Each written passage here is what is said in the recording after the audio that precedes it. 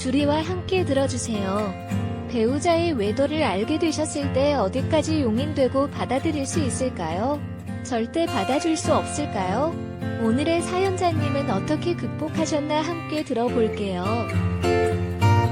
안녕하세요. 저는 30대 후반의 남자입니다. 어린 아들이 한 명 있고 회사원이에요.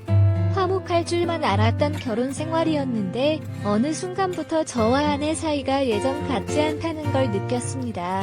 솔직히 저는 아내와 결혼 전 연애할 때에도 성격과 궁합이 썩 잘 맞는 것 같다고 생각하지 않았습니다.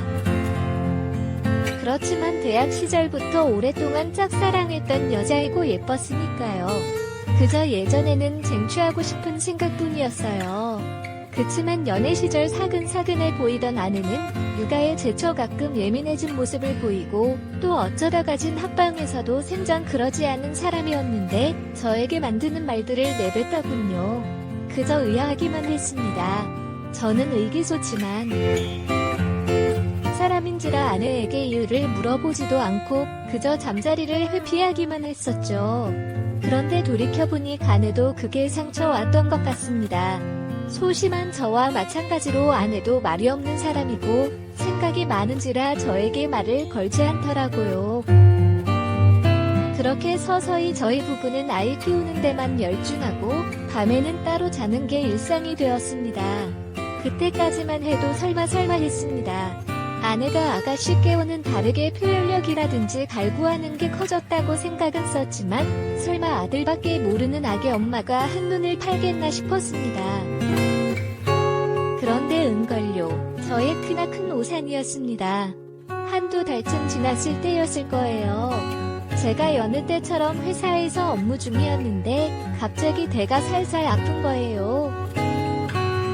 그런데 직장 동료 몇 명도 이와 같은 증상을 보였고 점점 심해진 복통으로 저희들은 병원에 갔습니다. 진찰을 받아보니 의사가 식중독이라고 하더라고요. 알고 보니 그날 밖에서 사 먹은 점심 식사에 문제가 있었고 그렇게 병원에서 간단히 치료를 받았습니다. 기운이 다 빠진 상태에서 좀 쉬다가 집에 가려고 아내에게 전화를 걸려고 했는데 그날따라 핸드폰이 방전됐길래 그냥 빨리 집에 들어가서 쉬고 싶어서 바로 집으로 향했습니다. 그렇게 겨우겨우 집 앞에 도착했고 무거운 몸을 이끌며 천천히 들어가려 했습니다. 저희 집은 복도식 아파트 끝쪽 집이라 엘리베이터에서 내려도 한참을 걸어가야만 했어요. 그렇게 가고 있는데 그때 저희 집에서 문소리와 함께 문이 열렸습니다. 그리고 웬 키가 큰 남자가 먼저 나오더라고요. 저는 왜 그랬는지 모르겠지만 본능적으로 얼른 복도로 숨었습니다. 그리고 조용히 지켜보았습니다. 그 남자 뒤에는 제 아내가 따라 나왔고 주변을 살피더니 둘이서 재빠르게 뽀뽀를 하고 포옹을 하더라고요. 그리고 인사를 하더군요. 그 모습을 보자 뭔가 머릿속을 스치면서 손이 부들부들 떨리고 화가 치밀어 올랐습니다. 머릿속이 하얗게 되었지만 침착함을 유지했습니다. 일단 뭔 일인지 스스로 알아봐야 될 것 같았어요. 그 남자가 엘리베이터를 타고 내려가서 차 타는 것까지 지켜본 후 저는 제 차로 갔습니다. 바로 들어가면 아내가 걸린 거 아닌가 하고 눈치챌 것 같았거든요. 한 1시간 정도 지났을까요? 저는 오만가지 생각을 하고 찝찝한 기분 상태로 집에 들어갔습니다. 들어가니 역시 놀란 표정의 아내가 약간 말을 더듬으면서 묻더라고요. 여보 이 시간에 연락도 없이 웬일이야? 점심 먹은 게 탈이 나서 그게 식중독이라네. 병원에서 오는 길이야. 여보, 그럴 거면 연락을 줘야지. 다음에는 연락부터 해. 나 깜짝 놀라잖아. 알았지. 아니, 당신은 내가 아픈 것보다 연락 안 하고 들어와서 놀란 본인이 더 중요해? 너무하는 거 아니야? 애정이 없어져도 그렇지. 아픈 남편을 걱정하기는커녕 본인이 바람을 피우고 있는 것이 들킬까봐 전정이 궁금해서 큰 소리를 쳤던 것 같아요. 여보, 알겠어라는 말을 듣고 놀랐죠. 그런데 제가 사는 집에 외간 남자를 들인 아내를 용서할 수 없겠다는 생각이 들었습니다. 누워서 아내의 행동을 수면 위로 드러낼 방법들을 생각해 보았습니다. 일단 아내의 핸드폰과 블랙박스를 통해 증거를 모아야 했어요. 제일 먼저 떠오른 것은 핸드폰이었는데 아파서 냄새에 예민하니까 화장실 청소를 좀 해달라고 했습니다. 아내는 평소와는 달리 표정이 안 좋았을 텐데 아까는 좀 미안해하는 듯했어요. 아내가 화장실 청소를 하는 사이에 저는 얼른 안에 있는 핸드폰을 열어보았습니다. 보니까 비밀번호로 잠겨있더라고요. 순간 멍해졌지만 아이 생일을 입력하니 바로 열렸습니다. 허술하게 잠금해놓은 덕분에 저는 적나라한 아내의 일탈을 엿볼 수 있었습니다.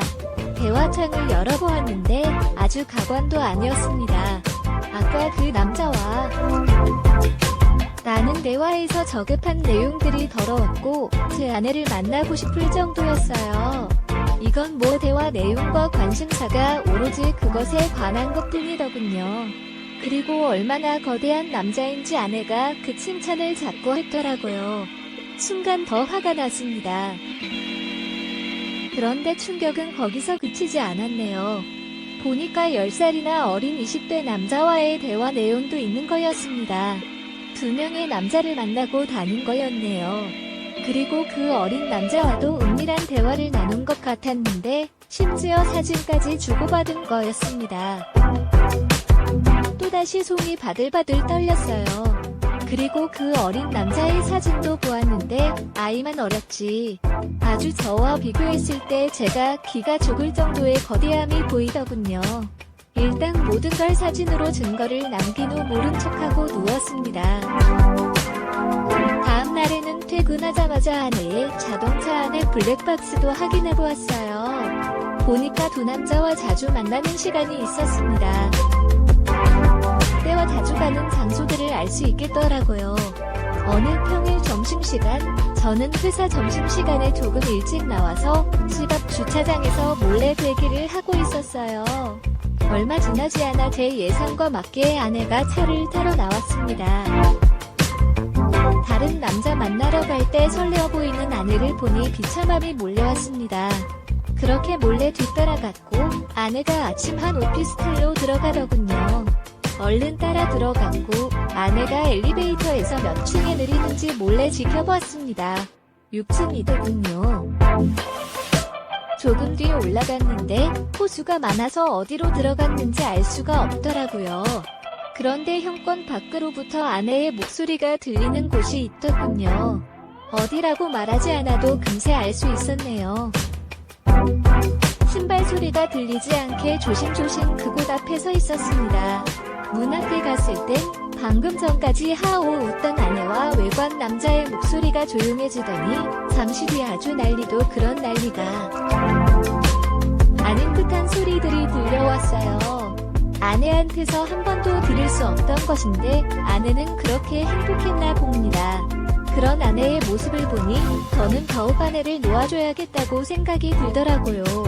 그리고 씁쓸한 마음으로 녹음을 했습니다. 그리고 저는 그들이 일을 끝내기 전 자리를 박차고 나와버렸습니다. 조용히 차에 들어가서 녹음을 재생했습니다. 다시 들어도 만족해하는 아내의 울부짖음, 영양 눈물이 나더라고요. 그렇게 집에 와서 조용히 증거물들을 정리해놓고 이혼 서류도 준비했습니다. 잠시 뒤 불륜을 저지른 아내가 들어오더니 또 일찍 집에 온 점에 놀라더군요. 여보, 또 왜 이렇게 일찍 왔어? 저는 말없이 자료들을 아내에게 보여줬습니다. 좋았니? 이제 놓아줄게. 실컷 즐기고 살아. 아이는 내가 데리고 살 거야. 너는 지금 뭐에 홀린 사람 같아서 불안해. 아이 못 키우게 할 거야. 아내는 당황한 나머지 아무 말도 하지 못하더군요. 잠시 후에 여보, 내가 잘못했어. 그냥 일단 한 번 한 거야. 한 번만 기회를 줘요. 도리동민이 없이 내가 어떻게 살아? 난 이미 마음먹었고 정리될 때까지 당분간 떨어져 있자. 그렇게 저는 아내를 내쫓았습니다. 그 집도 제 자산으로 일군 거거든요. 이혼 조정 기간이 끝나고 그 집에서는 저와 아들 이렇게 둘만 지냈습니다. 그런데 안방에 갈 때마다 그 남자 생각이 나서 괴롭더라고요. 그래서 바로 집을 처분하고 새로운 지역에 가서 아들과 행복하게 살고 있습니다. 그렇게 1년이 지났네요. 아내와 제가 오랫동안 사귀었고 친구들도 서로 아는 사이인지라 아내 소식이 귀로 들려오긴 하는데 양육비 보느라 식당에 다닌다네요. 그새 많이 늙었다고 하더라고요. 여태껏 제 집에서 제가 주는 용돈으로 넉넉히 생활하다가 얼른 월세 내야지. 아이 양육비 내야 되지. 그 사람도 먹고 사느라 바쁘겠죠. 또 대단한 남자들만 골라 만나는데 와중에 연애할 때 돈도 들니까 돈 많이 벌어야겠다고 생각했어요. 차라리 빨리 알게 된 게 다행이라고도 생각돼요. 갈라졌으니 저도 저와 잘 맞는 사람 만나서 연애나 하려고 해요. 저와 비슷한 경험이 있으신 분들 모두 힘내시고 새롭게 희망을 가지시길 바랍니다. 오늘의 사연은 여기까지입니다. 누구나 나의 사랑은 영원할 것만 같다고 생각하죠. 오늘의 사연자님은 아내분의 외도를 겪으시면서 결국 아이를 생각하시고 본인의 행복도 찾으시는 길을 택하셨는데요. 그 선택에 있어서 시간이 지난 후에도 후회가 없으시다면 잘하신 선택이실 거예요. 두 분의 연애가 거기까지였다고 여기시고 앞으로 좋은 인연 만나셔서 사랑하시길 바라겠습니다. 지금까지 읽어주신 모든 분들 감사합니다. 구독과 좋아요, 알림 설정도 눌러주시고 주리가 읽어드리는 낯설 줄인 이유의 짜릿한 이야기 또 들으러 와주실 거죠? 그럼 모두들 행복한 하루 보내세요.